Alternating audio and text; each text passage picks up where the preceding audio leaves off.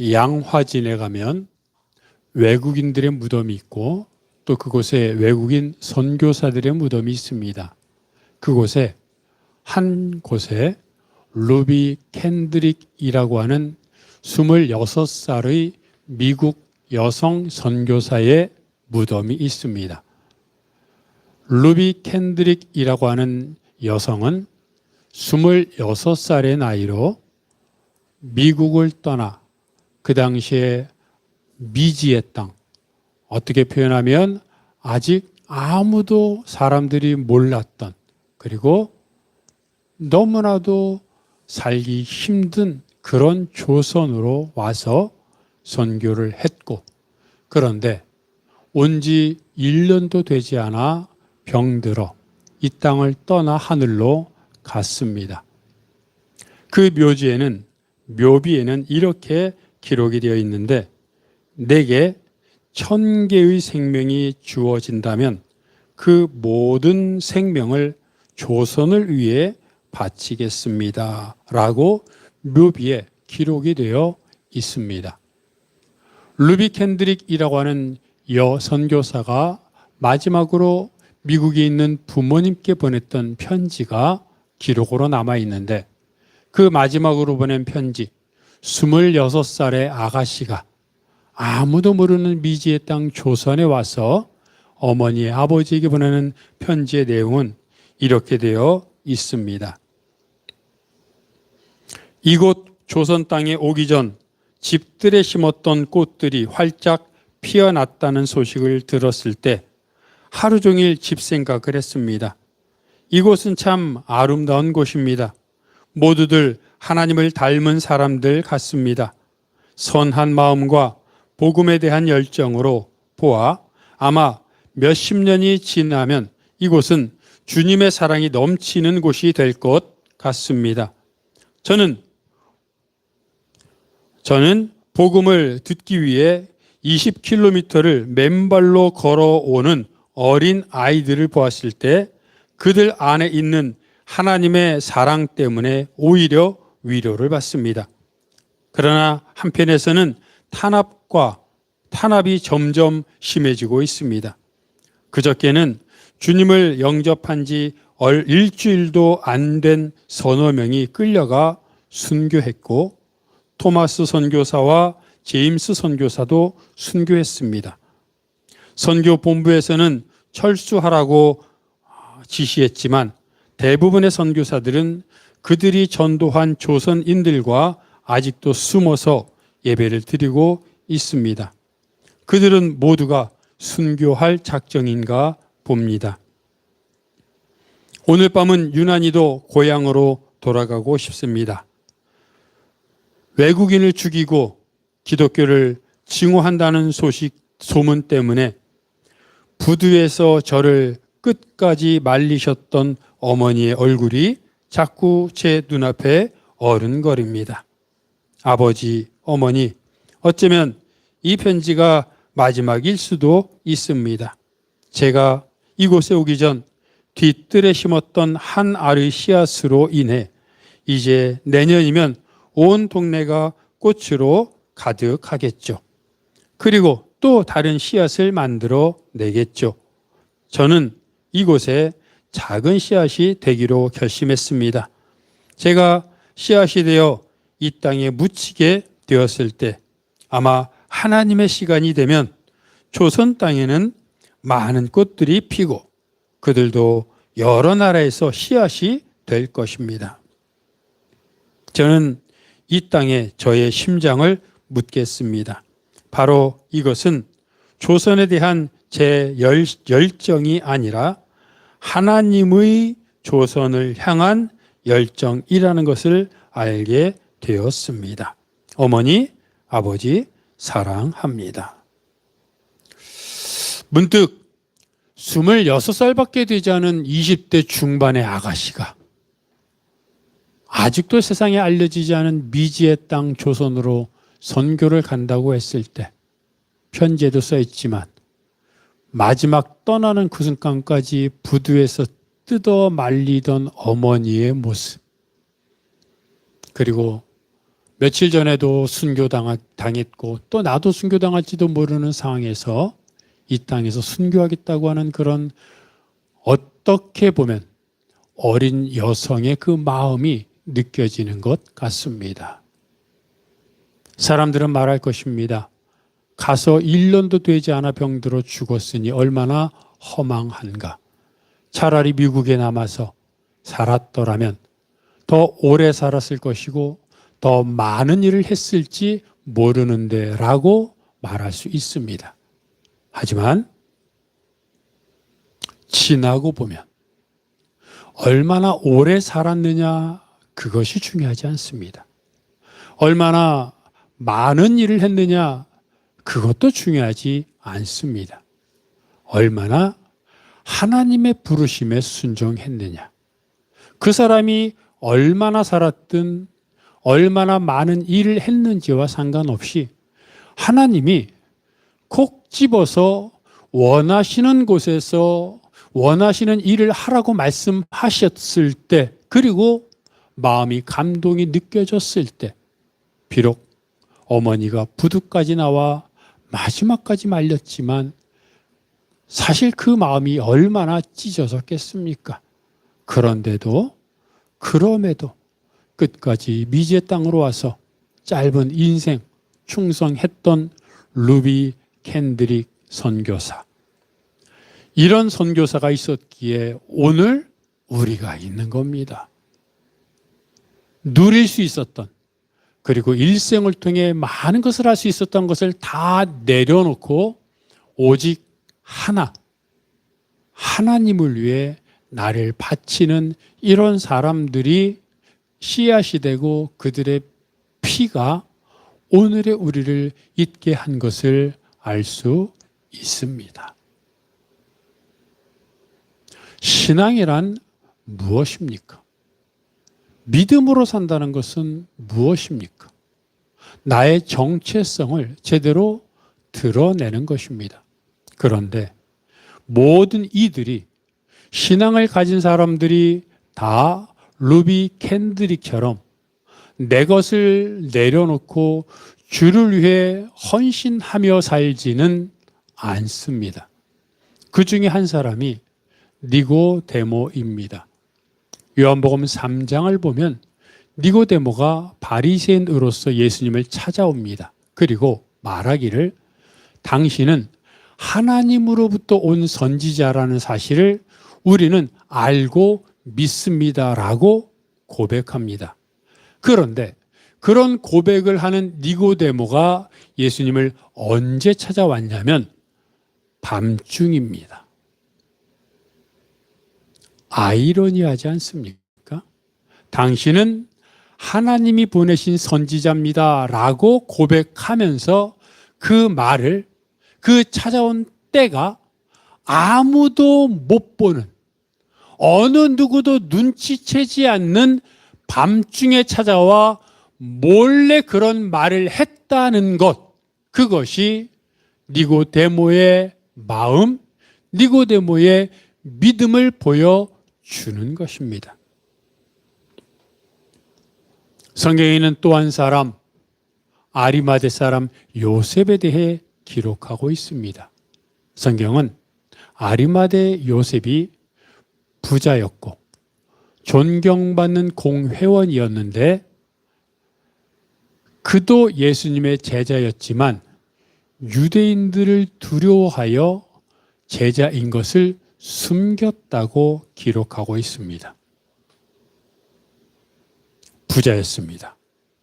공회원은 그 당시 유대 사회를 지배하는 최고 의결기관이었는데 온갖 권력을 가진 자들, 온갖 모든 것을 누리는 지도자들이 모인 의결기구입니다.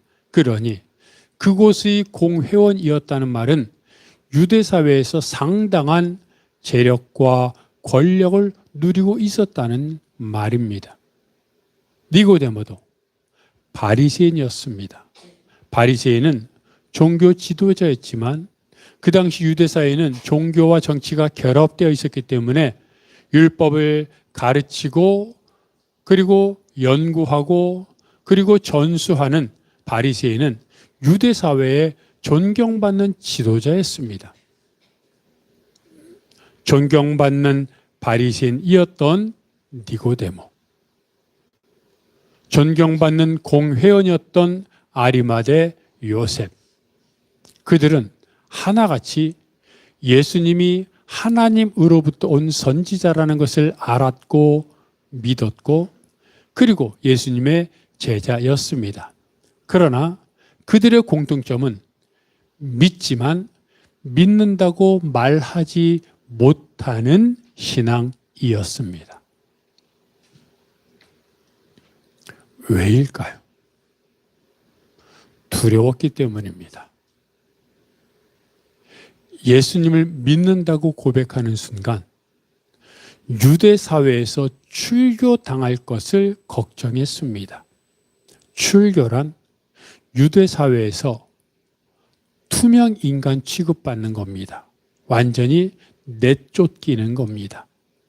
그런데 보통 사람도 출교당하면 두려울 텐데 니고데모와 아리마대 요셉은 그 시대에 많은 것을 누렸던 권력자들이었습니다. 지도자들이었습니다. 많은 것을 가지고 있던 사람들이었기 때문에 그들이 갖고 있던 많은 것을 다 내려놓고 쫓겨나는 것에 대한 두려움, 걱정이 있었기 때문에 그들은 믿기는 하되 믿는다고 고백하지 못했습니다. 그런데 그들과 같은 똑같은 행동을 한 사람이 또 있습니다. 예수님을 찾아왔던 부자 청년이었습니다. 예수님이 그에게 재산을 다 팔아 가난한 사람들에게 주라고 말했을 때 그는 재물이 많아서 고민하고 돌아갔다고 표현합니다. 니고데모나 아리마대 요셉이나 부자 청년이나 이 땅에서 가진 것이 많다 보니 이것을 잃게 될 것에 대한 두려움이 많았습니다. 그래서 사실은 믿었고 또 그것을 밝히고 싶었으나 차마 그것으로 인한 후폭풍이 두려워 그냥 믿기만 하자. 남들에게 드러나지 않게 숨어서 믿음을 유지하자라고 생각했던 것입니다. 그런데 이들이 몰랐던 한 가지가 있습니다. 이들은 예수를 믿음으로 고백하고 그것을 커밍아웃, 자기 정체성을 드러내는 순간 그들이 지금까지 누렸던 것을 다 잃는 것에 대해서만 생각했지, 커밍아웃, 내가 그리스도인이라고 하는 자기 정체성을 고백하는 순간 하나님으로부터 받는 것은 전혀 고려하지 않았습니다. 잃는 것만 생각했습니다. 왜냐하면 지금 현재 가진 것이 워낙 많았기 때문입니다. 그런데 성경은 분명히 말하기를 그들이 잃는 것보다, 그들이 지금 가진 것보다 더 많은 것을 주신다고 말합니다. 달란트 비유에서 여러분 유심 있게 쳐다봤는지 모르지만 5달란트, 2달란트 받은 사람이 5개를 남겼고 2개를 남겨서 가져왔을 때 예수님이 뭐라고 말합니까? 너희가 적은 일에 충성하였다고 말합니다. 아무 신경 쓰지 않고 넘어가면 아무것도 아닌데 보십시오. 종들이 5달란트를 남기고 2달란트를 남긴 것은요 6개월 동안 일한 결과가 아닙니다. 1년 동안 일한 결과가 아닙니다. 그들이 평생을 통해, 왜냐하면 그들이 예수를 믿고 나서 하나님이 부르셔서 하늘에 가는 그 순간까지, 다시 말하면 일생 동안 그들이 믿음으로 살아왔던 사역의 결과니까 얼마나 믿음을 지키기 위해, 얼마나 그들이 가진 것을 빛과 소금으로 살아가며 주위 사람들에게 나눠주기 위해 얼마나 욕심을 절제하고 얼마나 겸손하며 얼마나 믿음으로 살기에 노력했겠습니까? 그게 어떻게 적은 일입니까? 여러분, 내가 일생을 통해 주님을 위해 헌신했습니다.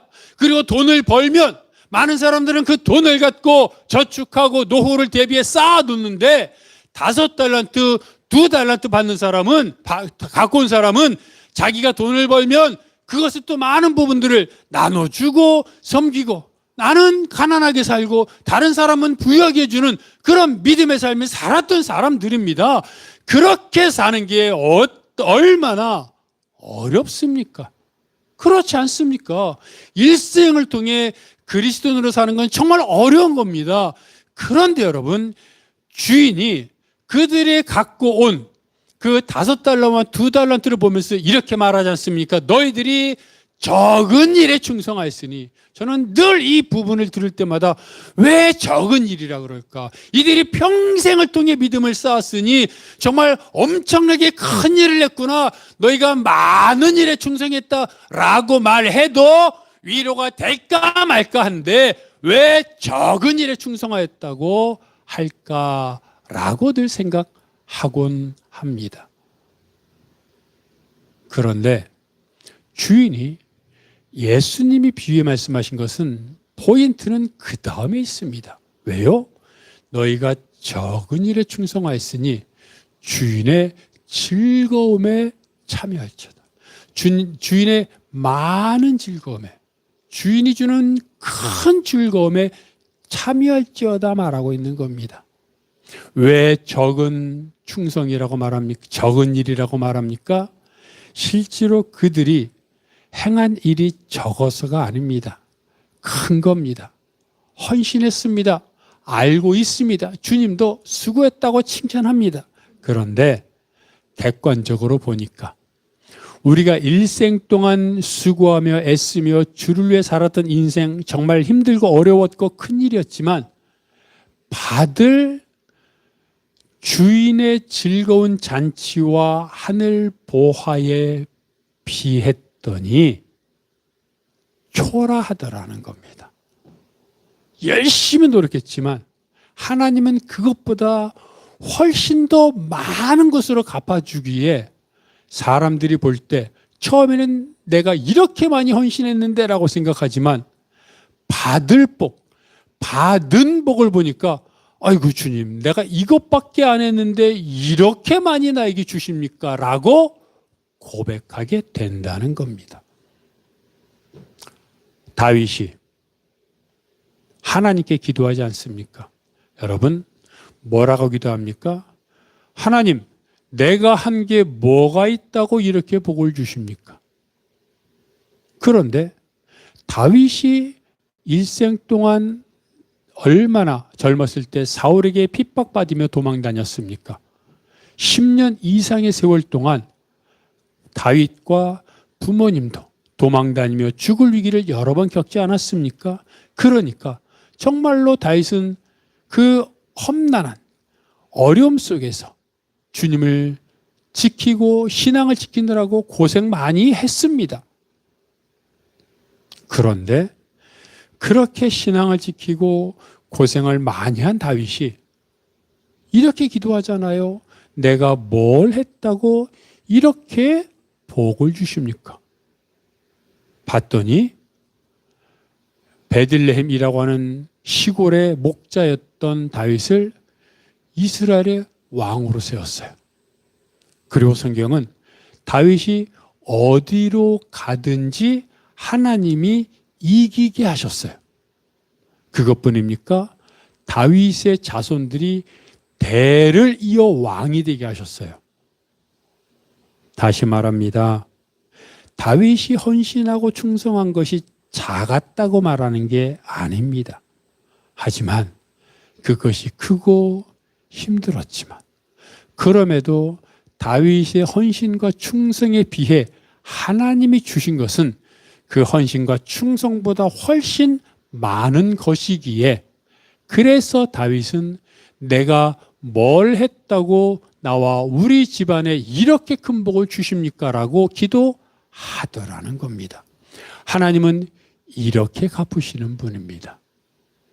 그런데 이걸 모르면 니고데모도 아리마대 요셉도 그리고 예수님을 찾아왔던 부자 청년도 물론 부자였습니다. 또 바리새인으로서 존경받는 지도자였습니다. 공회원이었고 부자였고 권력자였습니다. 그것을 생각해 보면 내가 예수를 믿는다고 고백하는 것보다 차라리 고백하지 않고 그러면서 지금 있는 걸 다 누리고 예수도 속으로 믿으면 되니까 둘 다 이길 것 같은 생각이 드는 겁니다.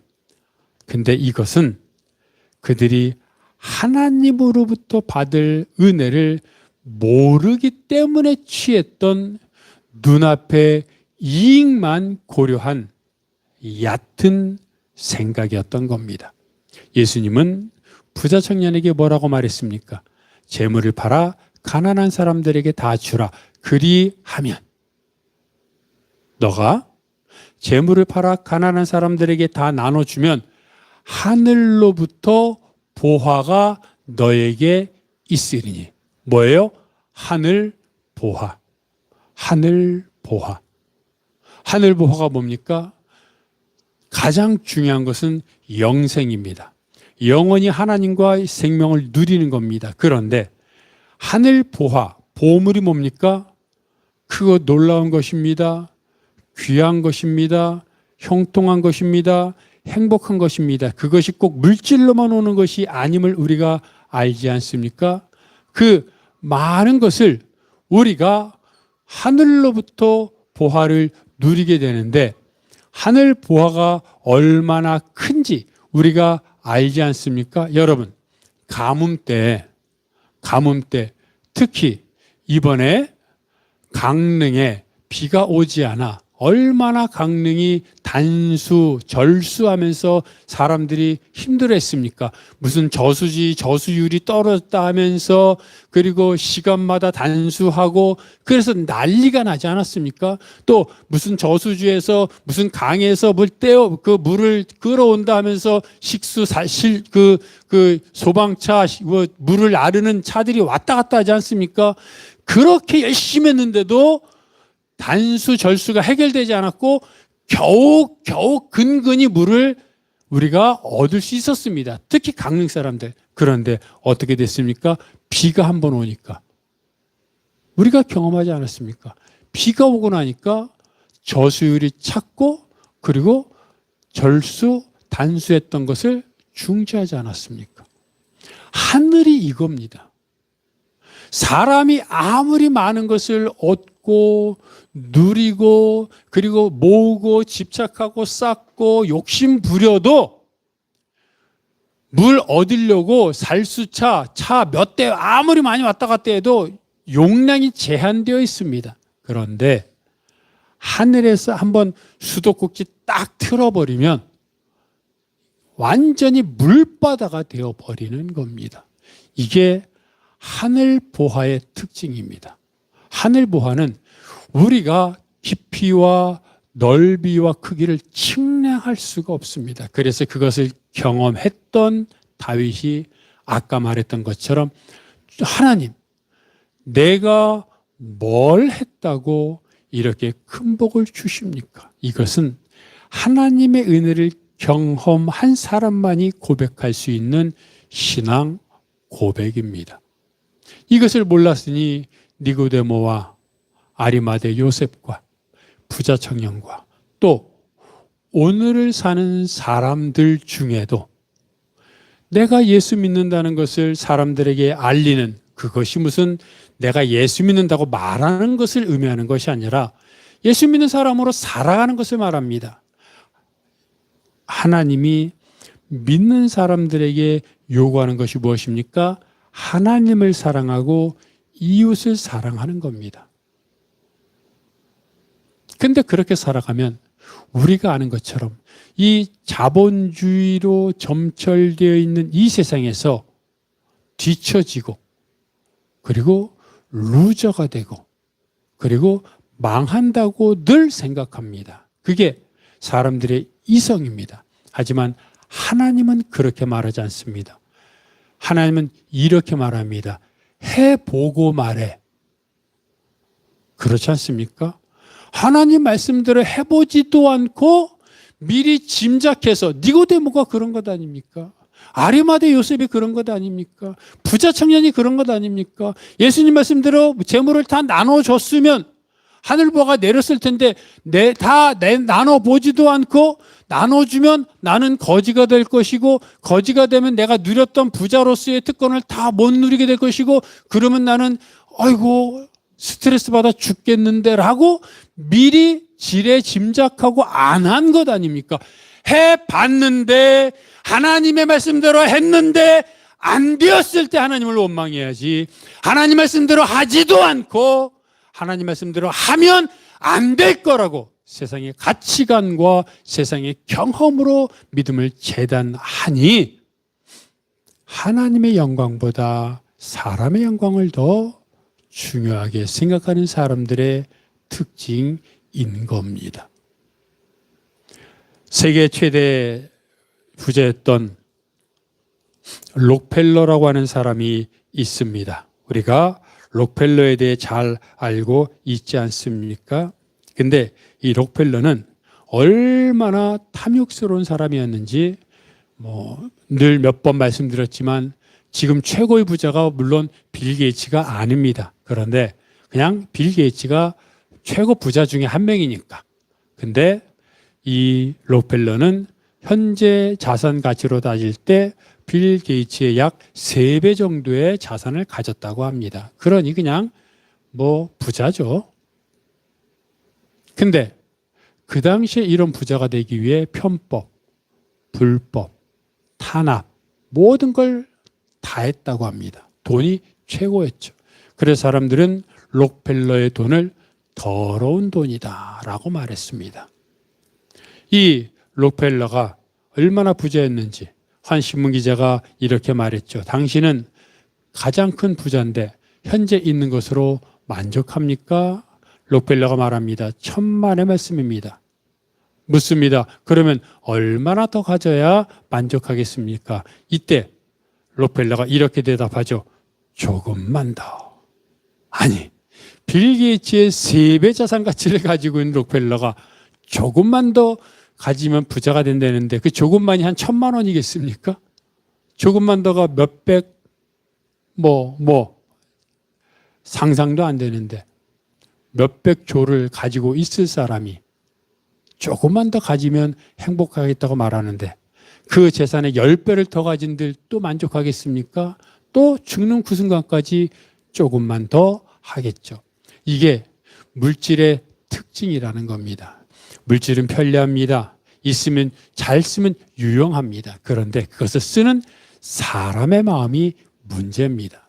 있으면 좋은데 좋으니까 더 갖고 싶어 하는 겁니다. 그래서 욕심을 갖게 되더라는 겁니다. 거기서 절제할 수 있는 건 극히 일부분의 사람들에 불과합니다. 록펠러도 마찬가지였습니다. 그런데 이런 록펠러가 53세 때 불치병에 걸렸죠. 하루에 우유 한 잔 그리고 비스켓 하나 갖고 연명했답니다. 얼굴이 해골이 됐고요. 머리가 다 빠졌고요. 스트레스로 잠을 못 잤습니다. 그래서 뉴욕의 신문사들은 록펠러 사망하다라는 신문 기사를 다 써놓고 록펠러가 언제 죽나 날짜만 기다리고 있었답니다. 그런데 이렇게 해골 같은 죽지도 못하는 그런 정말 사람 같지 못한 인생을 살았던 록펠러가 하나님을 만났습니다. 그리고 하나님을 통해 자기가 얼마나 탐욕스러운 인간인지를 깨달았습니다. 누가복음 6장 38절 말씀을 읽으면서 그 말씀이 뭐라고 되어 있습니까? 주라 그리하면 너에게 안겨주리니 후히 되어 누르고 흔들어 넘치도록 너에게 안겨주리라 말씀하고 있죠. 주님은 늘 주는 것에 대해 말합니다. 그럼 우린 말하죠. 주면 난 뭘 먹고 삽니까? 하나님은 말하죠. 내가 하늘에서 주겠다. 여러분, 늘 다시 말하지만 물론 저도 실천하지 못하지만 내가 갖고 있는 것 얼마나 되겠습니까? 내 손에 쥐고 있는 것 아무리 손 벌려봤자 얼마나 되겠습니까?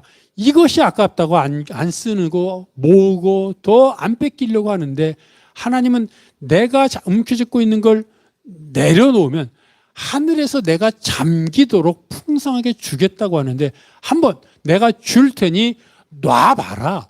내가 줄게. 위에서 준비 다 돼 있는데 너가 놓기만 하면 자동으로 하늘이 풀리는데 너가 안 놓으니까 하늘이 안 풀린다라고 말하고 있는 겁니다. 록펠러는 누가복음 6장 38절 말씀을 통해 베푸는 것이 인생의 목적임을 깨달았고 그 다음날 비서를 불러 재단을 세웠다고 합니다. 록펠러 재단은 지금도 유명하지요. 그래서 그는 평생 동안 대학교를 12개를 세웠고 약 5,000개의 교회를 세웠다고 합니다. 그게 중요한 게 아니라 이건 결과이죠. 그렇게 베푸는 삶을 살았더니 빠졌던 머리가 다시 나고 잠이 오고 건강을 회복하고 98세까지 하나님의 은혜를 누렸다고 말하지 않습니까? 여러분, 사람들은 자꾸 내가 현재 갖고 있는 것을 놓칠까 봐 걱정합니다. 그렇기 때문에 회사에서 분위기가 신앙인을 싫어하면 또는 내가 있는 모임에서 신앙의 색깔을 드러내는 것을 싫어하면 숨깁니다. 그리고 따라갑니다. 그것이 나에게 유리하다고 생각하기 때문입니다. 그것이 나에게 유리하다고 생각하는 근거는 무엇입니까? 나의 경험이고 나의 이성적인 판단이고 현재 이 세계를 이끌어가는 자본주의적인 가치관입니다. 그런데 여러분, 그리스도인은 뭡니까? 지금까지 나의 경험, 나의 이성, 자본주의적인 세상의 가치관을 뛰어넘는 하나님을 믿는 것이 그리스도인입니다. 그렇다면 재면 안 됩니다. 비교 형량하면 안 됩니다. 믿음은 순종하는 겁니다. 서로 사드락, 메삭, 아벳느고가 느부갓네살 왕 신상에게 절하지 않아서 끌려갔을 때 절해라 그랬더니 뭐라고 말합니까? 하나님은 우리를 구해 주실 겁니다. 그러나 구해 주시지 않아도 우리는 절하지 않습니다라고 말했던 그 믿음. 내가 주님 앞에 내어 맡기면 하나님이 나를 살릴 것이다. 그러나 살려주지 않아도 지금까지 주를 믿고 살아온 것만으로도 은혜였다라고 고백할 수 있는 신앙. 하나님이 감격하지 않겠습니까? 내가 주님을 위해 살면 주님이 나에게 은혜 베풀어 주실 것이야 라고 말해도 하나님이 좋아하시겠지만 하나님이 나에게 아무것도 안 하고 내가 지금 망하고 내가 지금 죽어도 이미 하나님의 은혜로 나는 충분히 살았어 라고 말하는 그 신앙은 더 하나님이 감격하지 않겠습니까? 모세가 그랬죠.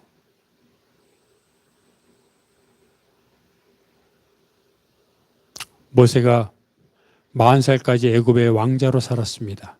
근데 이스라엘 백성을 돌볼 생각을 한 후에 80살이 될 때까지 미디안 광야에서 목자로 목동으로 살았습니다. 얼마나 대비되는 삶입니까? 그리고 이스라엘의 구원자로 지도자가 되었죠. 그럼 편했습니까? 아닙니다. 40년 동안 미디안 광야를 돌면서 여전히 광야에서 살다가 죽었습니다. 이스라엘 백성을 돌보지 않았다면 그는 애굽에서 왕자로 죽을 때까지 편하게 누리다가 즐겁게 호의호식하면서 살았을 겁니다. 어떤 게 더 나은 겁니까? 애굽의 왕자로 80, 90, 100살까지 즐기다가 죽는 게 세상적으로는 더 행복하겠죠. 그런데 모세가 그럼에도 불구하고 고생길을 택한 이유가 무엇입니까? 히브리서 11장은 분명히 말합니다. 모세가 상 주시는 하나님을 바라봤기 때문이라고 말합니다. 여러분, 이 세상이 전부가 아닙니다. 여러분, 내가 지금 갖고 있는 게 전부가 아닙니다. 사람들은 육체의 눈을 갖고 있고 정말 내가 지금까지 살아온 IQ로 기반되는 지식과 경험을 갖고 있어서 이것을 기반으로 자꾸 재고 따지고 자꾸 저울질합니다.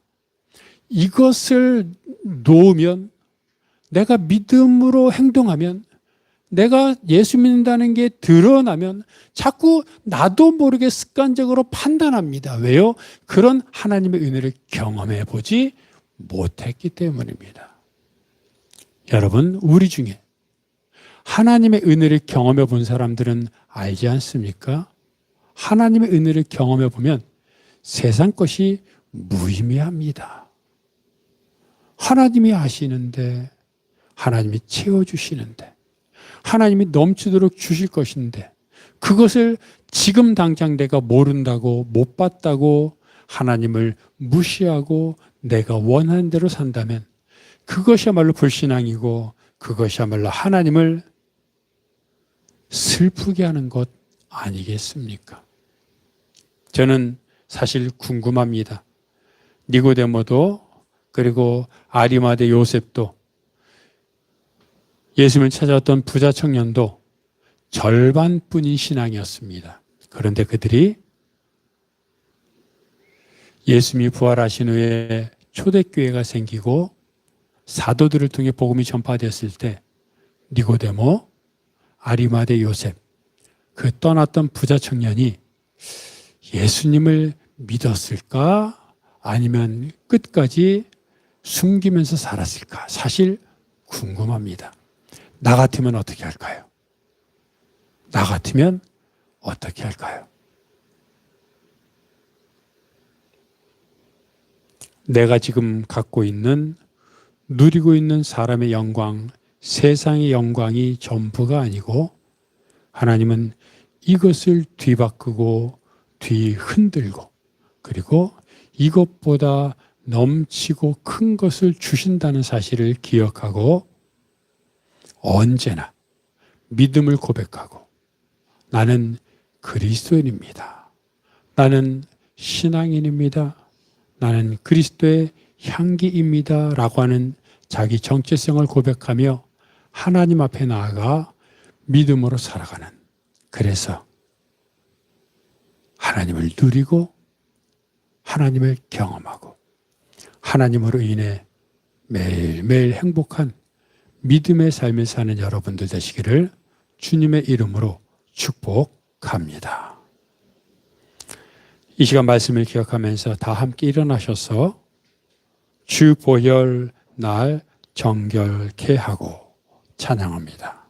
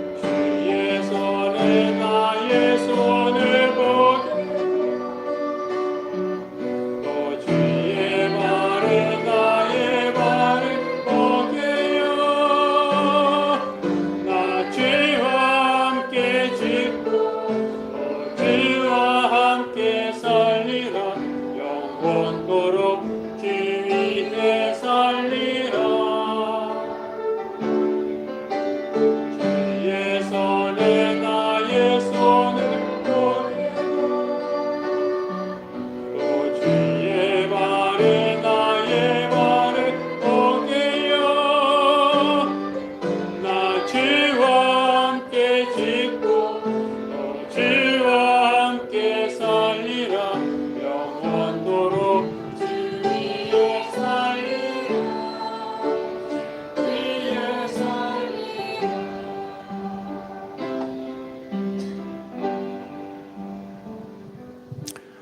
여전히 우리 주위에는 니고데모처럼 아리마대 요셉처럼 부자 청년처럼 살아가는 사람들도 있습니다.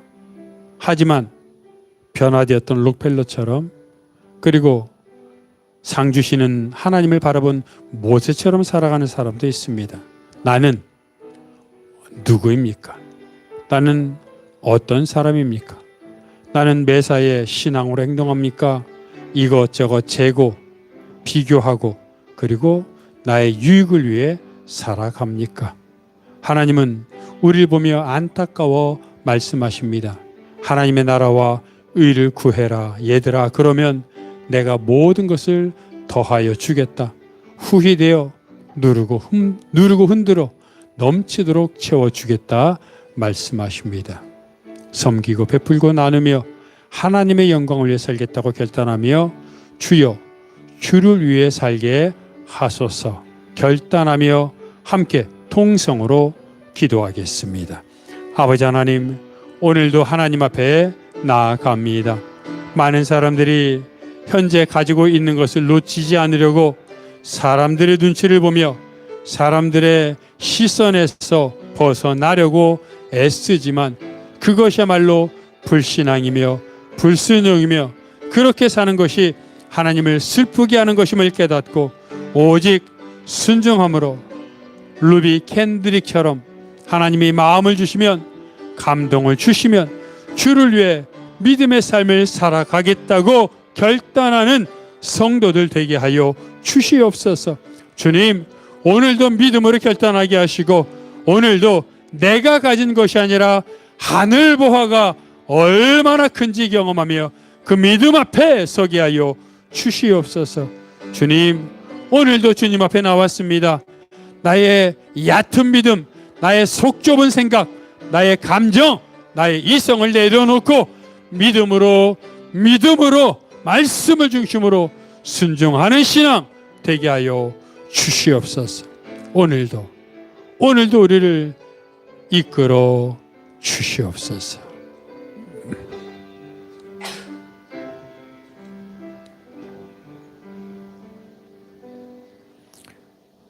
하나님, 여전히 아직도 많은 사람들이 불신앙과 불순종으로 사는 것은 하나님의 은혜를 경험하지 못했고 단지 머리로만 알기 때문인 줄 압니다. 하나님, 나는 하나님의 은혜를 경험한 사람입니까? 나는 하나님의 은혜 앞에 무릎 꿇은 사람입니까? 다시 한번 내가 가진 사람의 영광, 세상의 이익이 아니라 하나님의 영광, 하늘 보화가 얼마나 큰지 깨닫고 하나님 말씀을 중심으로 오늘도 주를 위해 헌신하며 주를 위해 나누며 주를 위해 손해보며 주를 위해 말씀 앞에 나아가는 성도들 되게 하여 주옵소서. 예수 그리스도의 이름으로 기도하오며 이제는 우리 주 예수 그리스도의 은혜와 아버지 하나님의 사랑하심과 성령님의 교통하심이 하나님 말씀으로 하나님을 향한 믿음으로 오늘도 내일도 걷겠다고 결단하는 모든 성도들 머리 위에 그들의 가정과 사역과 기도 제목 위에 이 교회 이 민족 온 세계 복음화 위에 영원토록 함께 없시기를 간절히 축원하옵나이다. 아멘.